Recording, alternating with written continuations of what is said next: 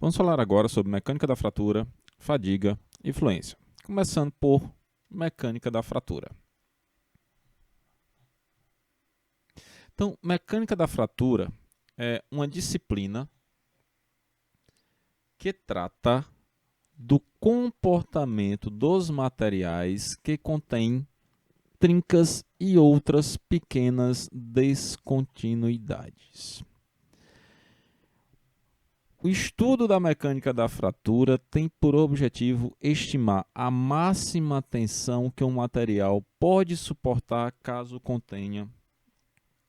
ele contenha descontinuidades de tamanho, ou seja, tenha algumas falhas presentes. Por que se dá isso? Vamos imaginar o seguinte: nós temos um determinado material. Este material tem uma pequena falha e este material está submetido a algum tipo de esforço. Ou a parte mais crítica seria com esforço em tração. Eventualmente, se tiver esforços cíclicos, a situação pode ser pior ainda. Mas vamos supor esforços de tração. Essa pequena falha ela servirá como um concentrador de tensão. E aí, uma pequena falha existente no material pode fazer com que surja uma trinca e essa trinca se propague, levando o material à ruptura. Então, a mecânica da fratura serve para nos dar subsídios para saber se um determinado material pode ser utilizado em uma determinada aplicação ou não. Como é que se faz isso? Estudando as características da trinca e sabendo quais são os esforços que vão estar submetidos ao material. Então, nós conseguimos, através de estudos e sabendo da possibilidade de defeitos, inferir o comportamento do material em uso caso ele tenha algum tipo de falha. Por exemplo, os materiais cerâmicos são praticamente impossíveis de serem produzidos sem que haja algum tipo de trinca.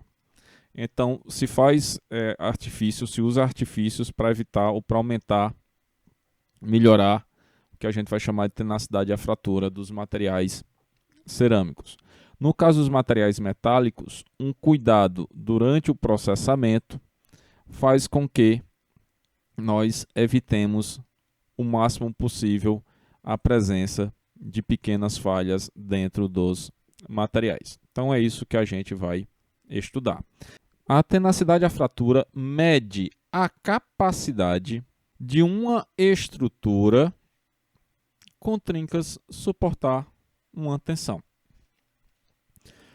No caso, a gente vai estar falando de um elemento que possui uma trinca e que tem aplicação de uma tensão axial.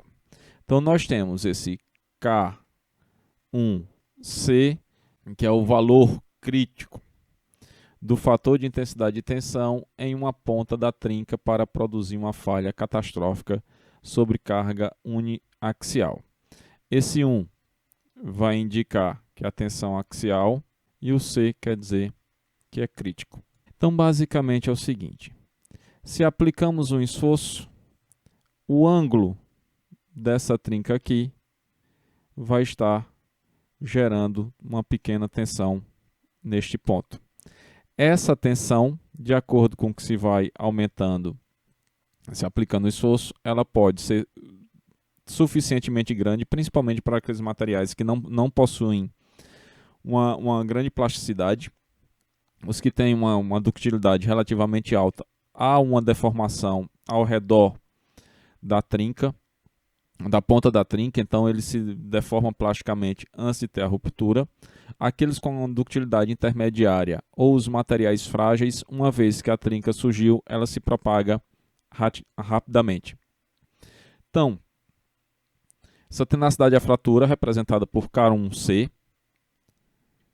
vai ser igual a um fator geométrico adimensional, que aí vai depender do tipo da trinca, que aí fica da ordem de 1. A tensão total aplicada na ruptura, ou seja, a tensão que vai levar o material à ruptura, que multiplica a raiz quadrada de π vezes o comprimento de uma trinca na superfície ou metade de uma trinca interna. Então a gente tem essas duas possibilidades. Então podemos ter aqui a trinca A, com comprimento A, ou se for uma trinca interna com comprimento 2A. Como é possível saber o tamanho dessa trinca? No ensaio, nós podemos provocar essa trinca. Então, se tiver um material totalmente isento de defeitos, nós podemos provocar essa trinca e aplicar o esforço e fazer um ensaio. E aí temos o comprimento da trinca, temos a tensão, conseguimos encontrar o K1C.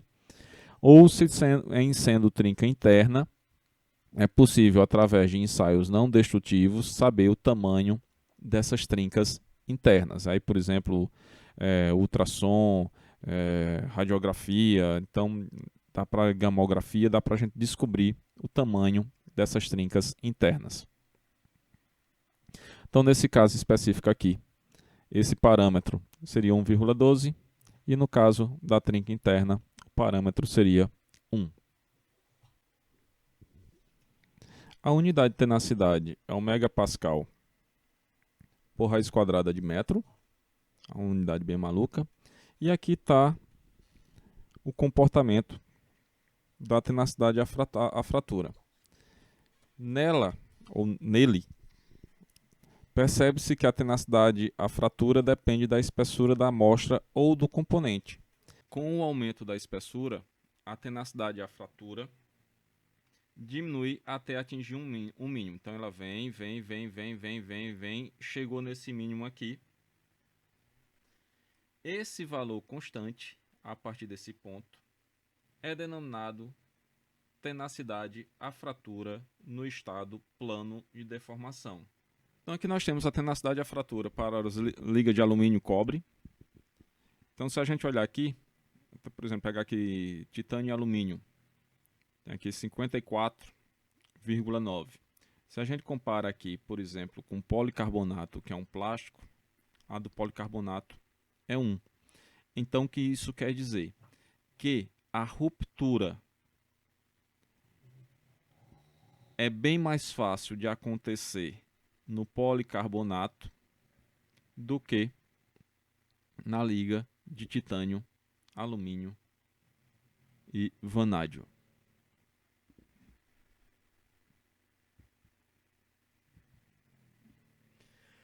A resistência de um material à propagação de uma trinca depende de vários fatores. Entre eles, trincas grandes reduzem a tensão máxima que pode ser aplicada. Então, quanto maior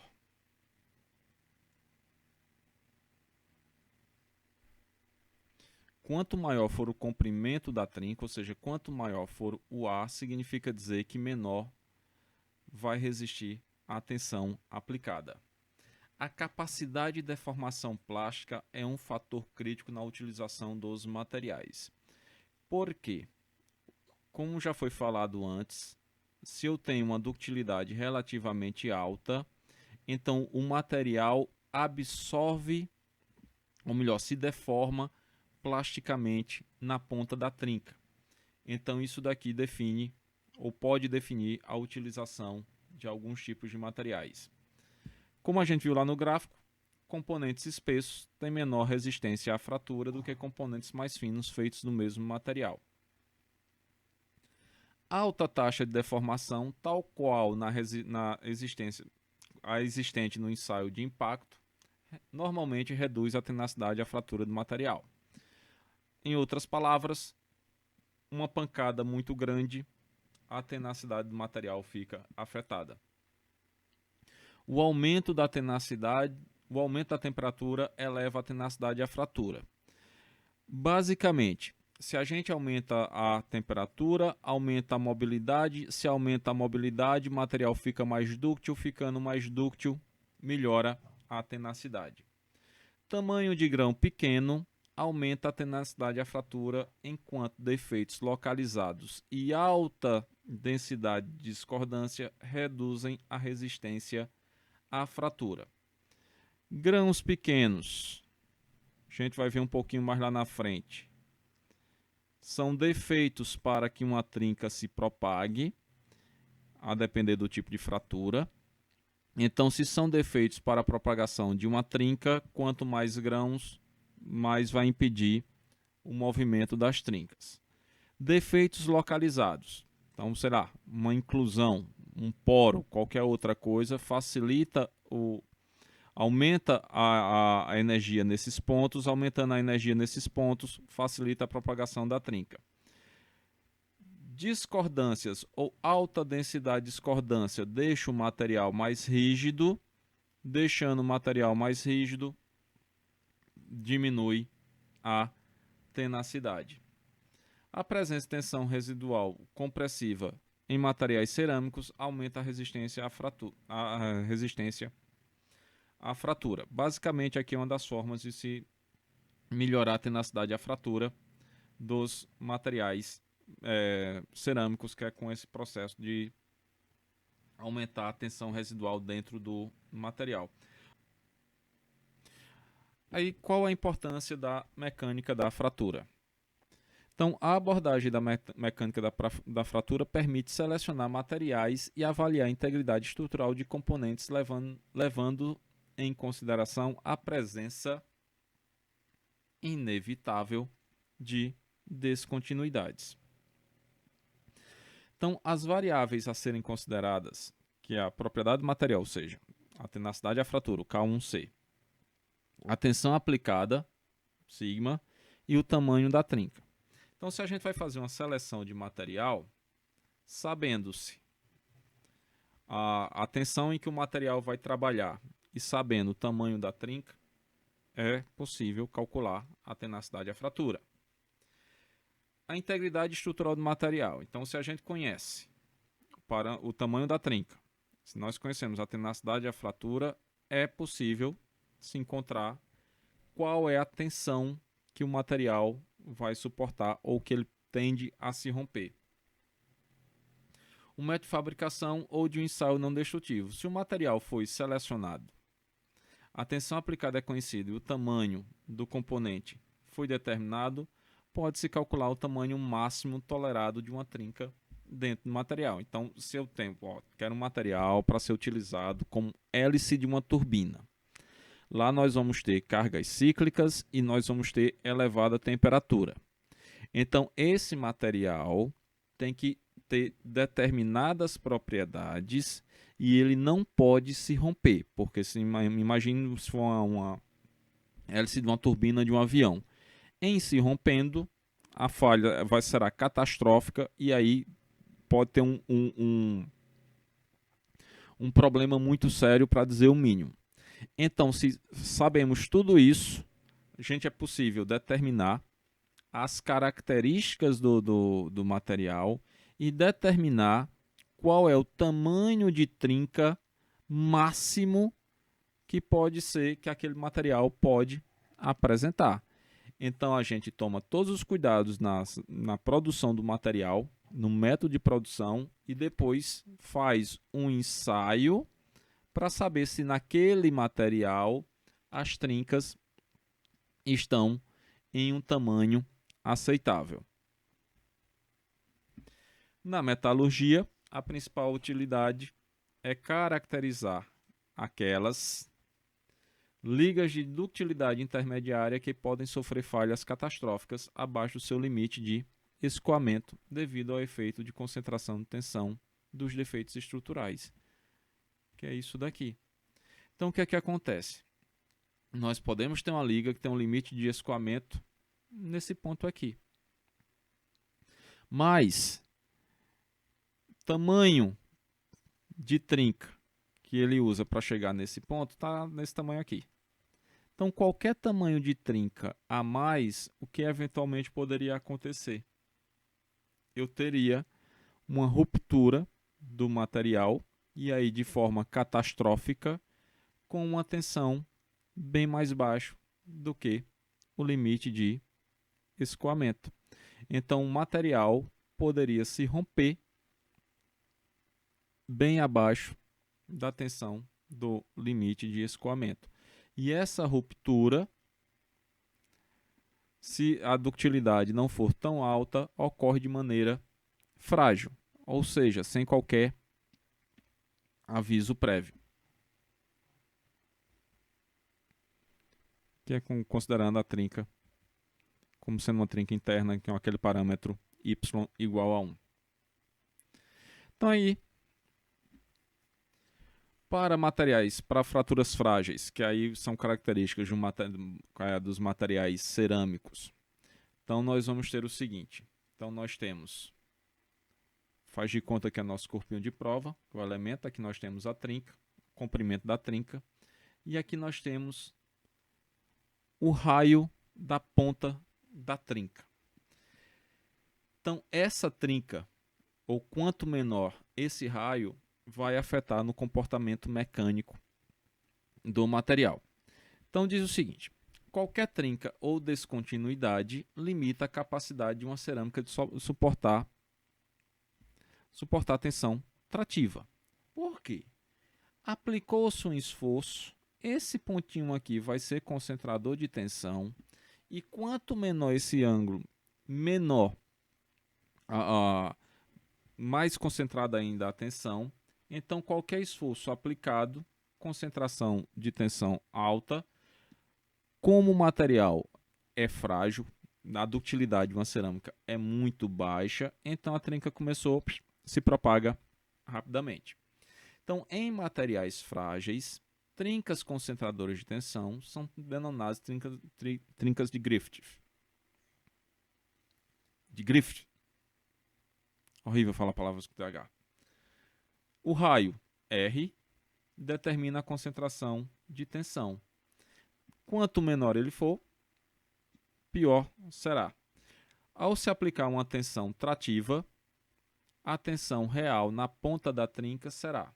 Então, apliquei uma tensão, e essa tensão na ponta da trinca, ou seja, nesse pontinho aqui, será 2 vezes a tensão aplicada, raiz quadrada do comprimento da trinca sobre o raio. Então, no caso de trincas muito finas, com R pequeno, ou trincas muito longas, a razão tensão real sobre tensão aplicada torna-se elevada, ou seja, concentração de tensão. Se a tensão real exceder o limite de escoamento, ou seja, se essa tensão aqui for maior do que o limite de escoamento, a trinca se propaga até a ruptura. Aí voltamos ao gráfico. Então chegou num determinado ponto, foi maior do que o limite de escoamento, ruptura. A equação de Griffith relaciona a tensão crítica ao módulo elástico, falta essa malha aqui, e a energia de deformação. Então nós vamos ter o módulo elástico do material. Gama vai ser a energia superficial. A, o tamanho da trinca. E tensão crítica, ou seja, qual é a tensão máxima que vai suportar, que o elemento vai suportar antes de se romper, em função da tensão aplicada.